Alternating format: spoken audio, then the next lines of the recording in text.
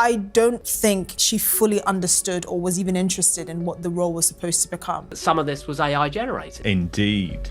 Because how can we know that it's not? You'd think by now, everyone would agree on the basic facts about Archie's birth.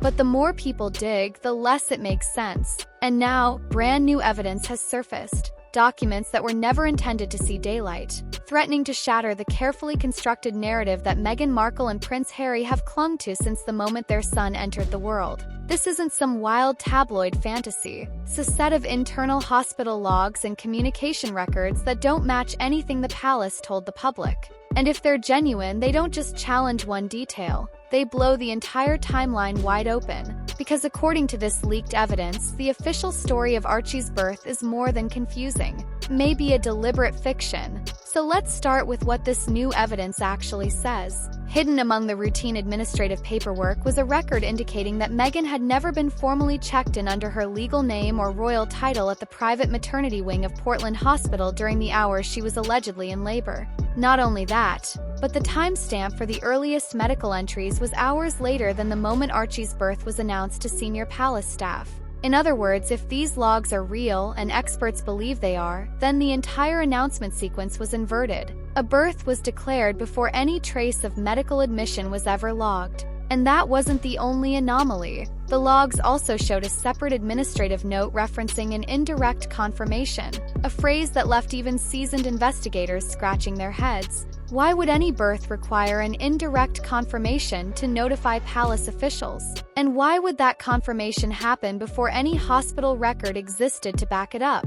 These questions alone could have been enough to reignite every old rumor, but it didn't stop there. Because right alongside those logs came a set of internal emails, exchanged among senior hospital administrators, discussing what they called special handling protocols. No one has clarified exactly what that meant, but the timing and the secrecy surrounding those messages raised more suspicions than answers. Of course, the Sussexes have always insisted there was nothing unusual about Archie's arrival, but you'd be hard-pressed to find a royal historian who believes that anymore. Because the timeline has been suspicious since day one. Traditionally, royal births are almost military in their precision. When Kate Middleton went into labor, the palace announced it within minutes. Porters were briefed regularly, and once the baby arrived, the entire country knew exactly when, where, and how it happened. There was no confusion, no secrecy, no rumor mill. But with Archie, it felt as though the Sussexes were reading from an entirely different script. And maybe that's because they were. According to this new batch of evidence, the announcement to Buckingham Palace came in the early hours of the morning, before Meghan was ever formally logged into any hospital record. Palace issued a statement congratulating the couple. Then, nearly 8 hours later, a second internal memo confirmed that Meghan had finally been admitted. By that point, the entire story was already circulating in the press. Headlines declared that Archie had arrived in the middle of the night. TV anchors repeated the official version without a hint of skepticism. And when the Sussexes finally emerged to face the cameras, there was no mention of the discrepancies that had unfolded behind the scenes. This was simply a clerical error. It could have been corrected, but no correction ever came. Instead, palace officials doubled down. They insisted everything was normal, and Harry and Meghan, for their part, remained conspicuously silent about the confusion. But the timeline wasn't the only problem. Because not long after those first headlines faded, the birth certificate itself landed in the public domain. And with it, another round of questions that no one seemed eager to answer. On the surface, Archie's certificate looked familiar enough. It listed his name, his parents, and the basic identifying details. But eagle-eyed observers quickly noticed something glaring. The section meant to confirm the attending physician was blank. In royal births, this is virtually unheard of. Not since Queen Elizabeth herself was a baby has there been a record missing the name of a doctor who oversaw the delivery. Some defenders of Meghan and Harry argued that this was just a harmless oversight, a simple bureaucratic slip.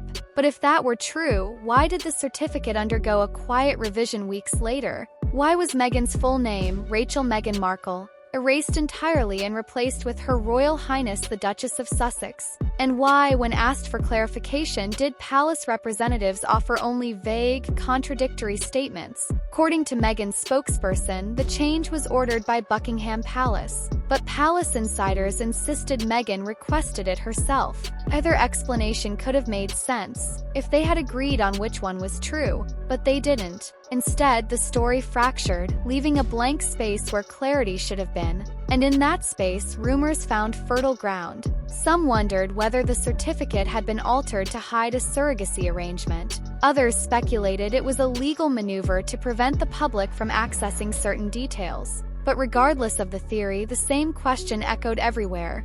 Why was any of this necessary if there was nothing to hide? Even supporters of the couple privately admitted that the inconsistencies were hard to ignore. After all, royal births are usually showcases of tradition, ceremony, and transparency. From the first labor announcement to the beaming hospital steps photos, every detail is choreographed to reassure the public that all is well. But Archie's birth turned that ritual on its head. There were no photos outside the hospital. No waving doctors, no exhausted parents smiling in the early dawn light. Instead, Meghan and Harry waited 2 days, then staged a tightly controlled photo session inside Windsor Castle. One reporter, one photographer, and a royal couple who looked more composed than joyful. Critics were quick to point out how different the scene felt compared to William and Kate's candid hospital steps appearances. In those moments, you could see the exhaustion etched in their faces. The messy hair, the rawness of new parenthood, the sense that even royalty can't escape the reality of childbirth. But with Meghan and Harry, everything was pristine. Impeccable lighting, perfectly arranged poses, not a single detail left to chance. And for many, that was the problem. Because while privacy is understandable, the cold precision of the rollout felt less like protection and more like performance. Then came the photograph that ignited an entire subculture of conspiracy. You've probably seen it by now. Meghan walking across a polished floor in a sleek white dress, her belly appearing to shift in shape between frames. For months, the image circulated mostly on fringe forums. People speculated about fabric bunching, camera angles, even lighting distortions. But eventually, professional digital forensics experts began weighing in, and that's when the conversation turned serious. According to one analyst, the metadata embedded in the file didn't match the date it was supposedly taken. The discrepancy was only a few hours, but in a timeline already riddled with contradictions, it mattered. Because if the photo had been edited, or captured at a time different from the public narrative, it would mean the story wasn't just incomplete, it was deliberately manipulated. Even Getty Images, the agency that distributed the photo, had to step in and confirm its authenticity. But in the court of public opinion, their statement did little to calm suspicions. Because if there was one thing the Sussexes had done consistently, it was refuse to provide direct answers. Every time they were asked for clarification, they demurred. Every time a journalist raised an inconsistency, they pivoted to complaints about privacy. And every time a new piece of evidence surfaced, they responded with carefully worded statements that managed to say almost nothing at all. When the Oprah interview finally aired, the world was primed for a reckoning. And in many ways, that's exactly what happened. Meghan alleged that Archie had been denied a title because of concerns over his skin color, a claim that sparked outrage across the globe. But lost in the emotional firestorm was a simpler fact. Archie was never entitled to a princely title at birth. The rule, established by George V, limits the style prince to the children and grandchildren of the reigning monarch. That's why William's kids received titles. Queen Elizabeth issued a special decree. Meghan and Harry could have asked for the same consideration, but they didn't. And when the press reported the technical reason, the couple never clarified it. Instead, they let the perception of discrimination fester, knowing it would drown out every other question. And it worked, for a while. But scandals have a way of resurfacing, especially when no one ever provides real closure. That's why the birth certificate edits, the conflicting timelines, and the photographic oddities never fully disappeared. Then came the hypothesis that some of the imagery had been generated or enhanced by AI. First, it sounded absurd, a conspiracy theory too far-fetched to consider. But the more digital forensics experts analyzed the available files, the less certain they became. After all, if you control the narrative, why wouldn't you also control the visuals? It wouldn't have been the first time a high-profile figure used digital retouching to burnish an image. But in this case, it would have crossed an entirely new threshold.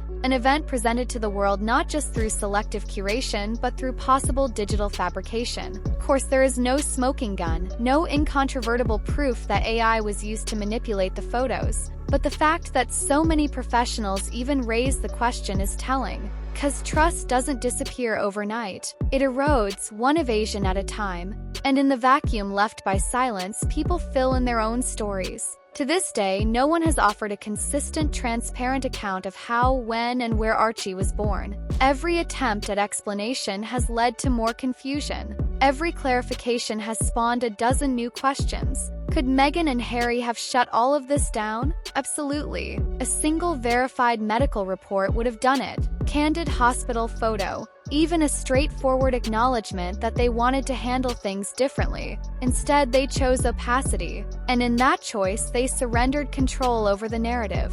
That's why, years later, the question still lingers. If there was nothing to hide, why did everything feel so hidden? One day, the truth about Archie's birth may come out in full. Perhaps it will look nothing like the speculations swirling online. Maybe it will reveal a simpler, more human explanation. A couple overwhelmed by scrutiny, trying to hold on to something private. Or maybe it will confirm what many have suspected all along, that the birth of Archie Harrison Mountbatten Windsor was less an intimate family moment and more a carefully scripted performance. In an age when digital manipulation is only getting more sophisticated, the lines between fact and fiction are easier to blur than ever before. And when those lines are crossed without explanation, the consequences last far longer than any single news cycle. 'Cause in the end, people don't just crave tradition for tradition's sake. They crave trust. They crave authenticity. And when both are missing, it doesn't matter how many statements you release or interviews you give. Once the public feels deceived, the story takes on a life of its own,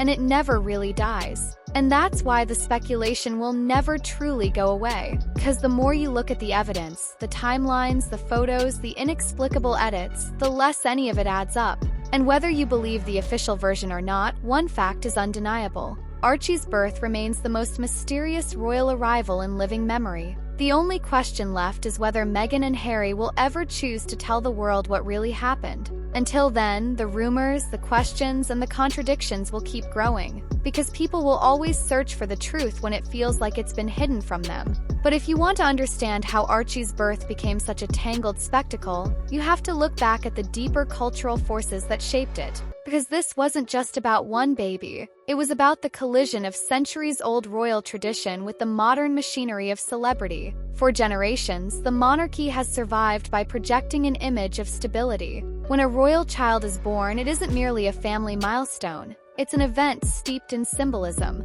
It reassures the public that the institution endures, that the line of succession is intact, and that history marches on uninterrupted. That's why the hospital steps photos matter. They're not just a chance for the press to snap pictures, they're a ritual of transparency, a way for the royal family to say, "We have nothing to hide." When Princess Diana emerged from St. Mary's Hospital with baby William in her arms, the crowd erupted. There were no filters, no staged lighting. Diana looked exhausted but radiant. Charles looked proud but nervous. The moment felt genuine because it was. When Kate Middleton had her children, she honored that same ritual. Each time, she appeared on the steps of the Lindo wing within hours. The baby was shown to the world, the photographers got their shots, and the public felt included. Harry grew up watching those traditions. He knew exactly how this was supposed to play out. And yet, when it came time to introduce his own son, he and Meghan made a very different choice. Some people applauded them for it.